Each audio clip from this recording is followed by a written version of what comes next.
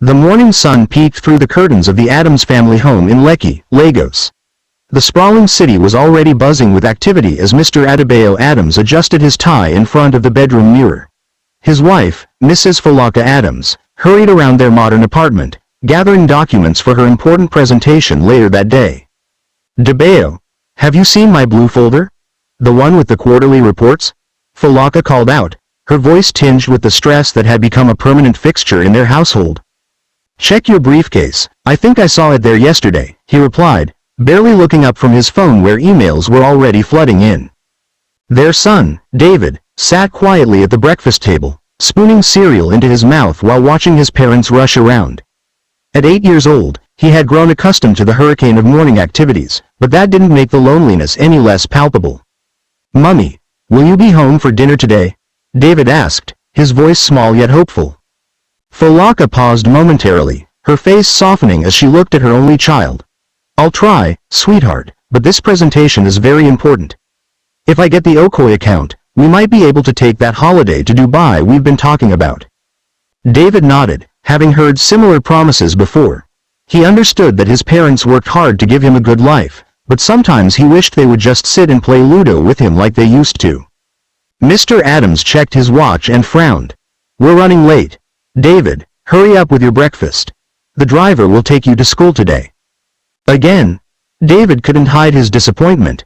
It had been weeks since either of his parents had driven him to school, listened to him practice his reading, or tucked him into bed at night. "It's just for now, son," Mr. Adams said, ruffling David's hair quickly. "Once this project is complete, things will settle down." But David had heard that before too, and, just for now, had stretched into months of hurried goodbyes and missed football matches.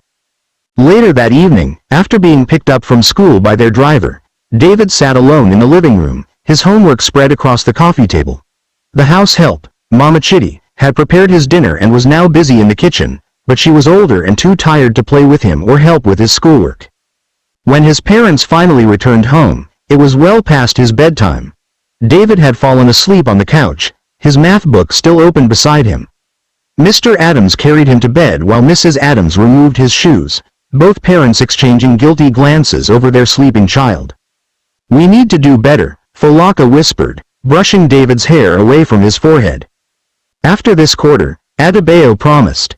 "Things will calm down after this quarter." But they both knew that in their world of corporate climbing and ambition, there was always another quarter, another project, another reason to be absent. The solution to their busy schedules came in the form of Cynthia Okafor, a bright-eyed 25-year-old graduate from the University of Lagos.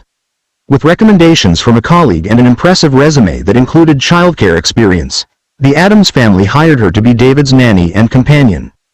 "David, this is Auntie Cynthia," Mrs. Adams introduced them one Sunday afternoon. "She will be looking after you when Papa and I are at work. She will help with your homework and make sure you're not lonely."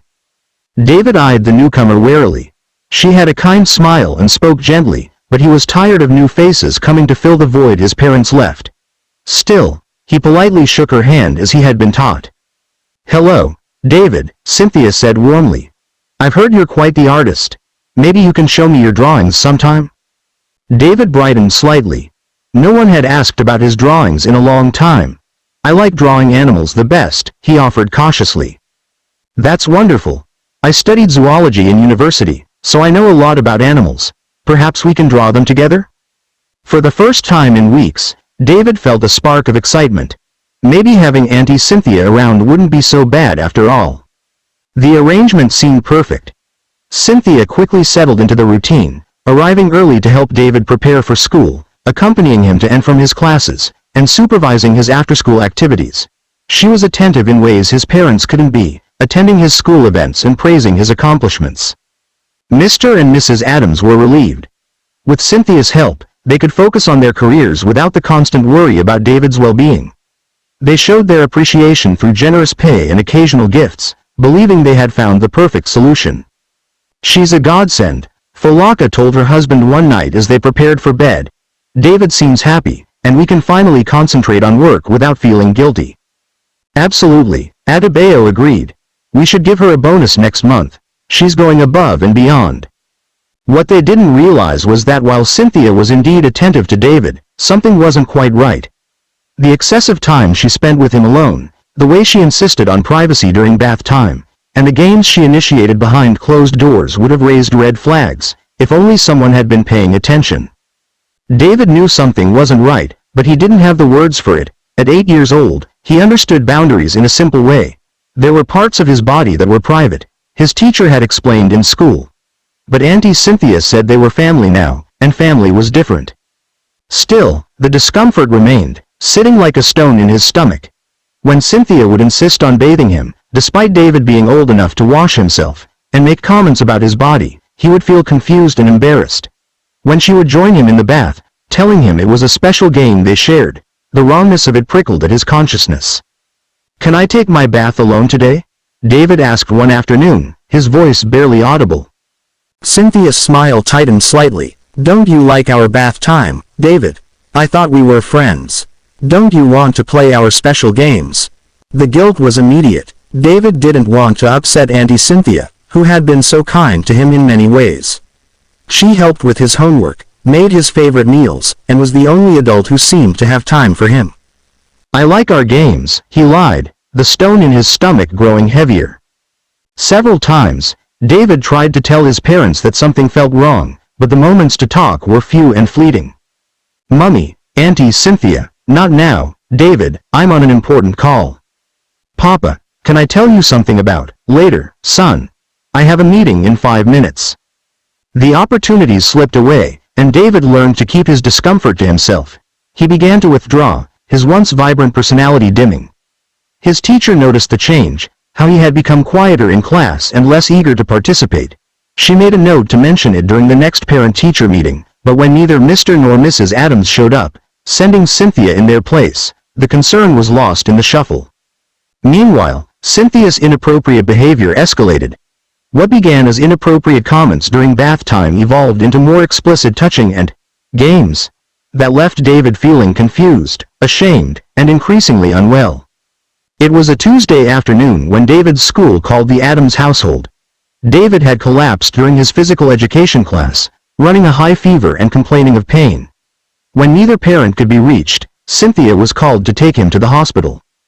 Dr. Nwachukwu examined David carefully, noting symptoms that raised immediate concerns. When he asked to speak with David's parents, Cynthia explained they were unavailable but that she was authorized to make medical decisions. "I need to speak with his parents directly," the doctor insisted, his tone leaving no room for argument. "This is a matter of urgency." Hours later, Mr. and Mrs. Adams rushed into the hospital, their faces etched with worry and guilt. Dr. Nwachukwu led them to a private consultation room, leaving Cynthia in the waiting area. "Your son has an infection that requires immediate treatment," he explained, his voice carefully controlled. "But I'm more concerned about the cause. There are signs of abuse, specifically sexual abuse." The words fell like blows. Mrs. Adams gripped her husband's hand, her knees weakening beneath her. "That's impossible," Mr. Adams protested, his voice rising. "Who would? How could?" "I've been a pediatrician for 20 years, Dr. Nwachukwu said solemnly. "The signs are unmistakable. David hasn't told me who is responsible, but he needs protection, counseling, and most importantly, he needs his parents." The accusation hung in the air, unspoken but deafening. "Where were you when your child needed you?" The drive home from the hospital was silent, David asleep in the backseat, sedated by medication. Cynthia had been sent home separately, with instructions not to return until further notice. The doctor's words echoed in the Adamses' minds, along with the terrible question. Who had hurt their son? "We need to know what's happening in our home," Adebayo said finally, his voice hollow. The next morning, while David rested under his grandmother's watchful eye, summoned urgently from Ibadan, the Adamses installed small security cameras in the common areas of their home. They didn't want to believe what the doctor had suggested, but they needed answers. Cynthia returned that afternoon, unaware of the surveillance. She seemed genuinely concerned about David's condition, bringing his favorite comic books and offering to make his favorite jollof rice. "He's resting now," Mrs. Adams said tersely. "My mother is with him." "Oh, I can take over if you need to get back to work," Cynthia offered quickly. "I know you have that important presentation tomorrow." For the first time, Folaka heard something calculating in Cynthia's helpfulness. "No, I've taken leave. Family comes first." The cameras revealed the truth within days. Reviewing the footage, the Adamses watched in horror as Cynthia's seemingly innocent care crossed into clear abuse. The bathroom door was closed, but the cameras caught enough in the moments before and after to confirm their worst fears. The footage was immediately turned over to the police, and Cynthia was arrested the same day. David, with the help of a child psychologist, eventually confirmed what the cameras had shown, the words tumbling out once he finally felt safe enough to speak. The court case was difficult but conclusive. With the evidence from the cameras and David's testimony, given privately to the judge, Cynthia was sentenced to prison for child abuse. But the legal resolution was just the beginning of the healing process for the Adams family. Mrs. Adams resigned from her executive position, starting instead a consulting business that allowed her to work primarily from home. Mr. Adams rearranged his schedule to be present for morning routines and bedtimes, delegating more responsibility to his capable team. "I thought I was working for our family's future," he confessed to his wife one night as they watched David sleep peacefully for the first time in months. "But I was sacrificing our present." David's recovery was a gradual process, supported by regular therapy and the newfound presence of his parents. There were nightmares and moments of regression, but there was also laughter returning to their home, game nights becoming a sacred ritual, and school events attended by both parents beaming with pride. The family moved to a new home, leaving behind the space that held such painful memories. In their new neighborhood, they became advocates for child protection, organizing community workshops on recognizing signs of abuse and the importance of open communication with children. Mrs. Adams often shared their story at these events, her voice steady despite the pain it still caused. "We thought we were providing for our son by giving him material security," she would say. "But children need presence more than presence. They need attention more than ambition." 5 years later, David Adams stood on a stage at his school's talent show, confidently reciting a poem he had written. At 13, he had grown into a thoughtful, resilient young man. The trauma remained a part of his story, but it no longer defined him. In the audience, Mr. and Mrs. Adams watched with tears of pride. Their careers had taken different paths, less prestigious perhaps, but more balanced. Their home had become a haven not just for David but for other children in similar situations, as the Adamses had trained to become emergency foster parents. "The greatest gift we can give our children is our time," Folktale often reminded parents who came to their support group. "No career success is worth the price of a childhood." As David finished his poem to enthusiastic applause, Adebayo squeezed his wife's hand. "He's going to be okay," he whispered, the relief in his voice still fresh even after all this time. "We all are," she replied, watching as their son took a bow, his smile reaching his eyes.